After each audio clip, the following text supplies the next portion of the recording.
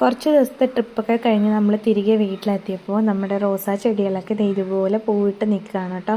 പ്രത്യേകിച്ച് വളങ്ങളോ കാര്യങ്ങളോ ഒന്നും ചെയ്യാതെയാണ് ഇതുപോലുള്ള നാടൻ ഇനത്തിൽപ്പെട്ട റോസുകൾ ഇത് ഫ്ലവർ ചെയ്ത് നിൽക്കുന്നത് കേട്ടോ.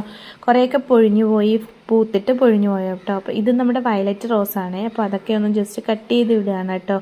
എന്നാലല്ലേ നമുക്ക് പുതിയ പുതിയ പൂക്കൾ കിട്ടുള്ളൂ. ഇത് നമ്മുടെ ബ്ലാക്ക് റോസാണ് കേട്ടോ. കുറച്ച് ദിവസം കൂടെ കഴിയുമ്പോഴാണ് നല്ലൊരു ബ്ലാക്ക് കളറിലേക്ക് വരുന്നത്. ഇത് നമ്മുടെ കാശ്മീരി റോസാണ്. പിന്നെ നമ്മുടെ സീനിയയും അതുപോലെ ഇത് നാടൻ റോസാണ് കേട്ടോ. ഇതുപോലെ കൊലയായിട്ടാണ് പൂക്കൾ ഉണ്ടാകുന്നത് കേട്ടോ. നമ്മുടെ എല്ലാവരുടെ വീട്ടിലും വേണ്ട ഒരു റോസയാണ് കേട്ടോ. ഈ ചെടി എന്നും പൂക്കളാണ്. അപ്പോൾ നമ്മളെ റോസിൻ്റെ ഇതെല്ലാം ട്രിം ചെയ്ത് വിടണം. അപ്പോൾ അതൊക്കെ ജസ്റ്റ് ഒന്ന് കട്ട് ചെയ്യണം കേട്ടോ. ഞാൻ ഇതുപോലെ 2 ഇല താത്തിയാണ് എല്ലാ റോസിൻ്റെയും ഇത് കട്ട് ചെയ്യുന്നത്. ഇതൊക്കെ അങ്ങ് ശോഷിച്ച് നിൽക്കുകയാണ്. കുഴപ്പമില്ല, തെളുത്തൊക്കെ വരുന്നുണ്ട്. അതൊക്കെ രക്ഷപ്പെട്ട് കിട്ടും.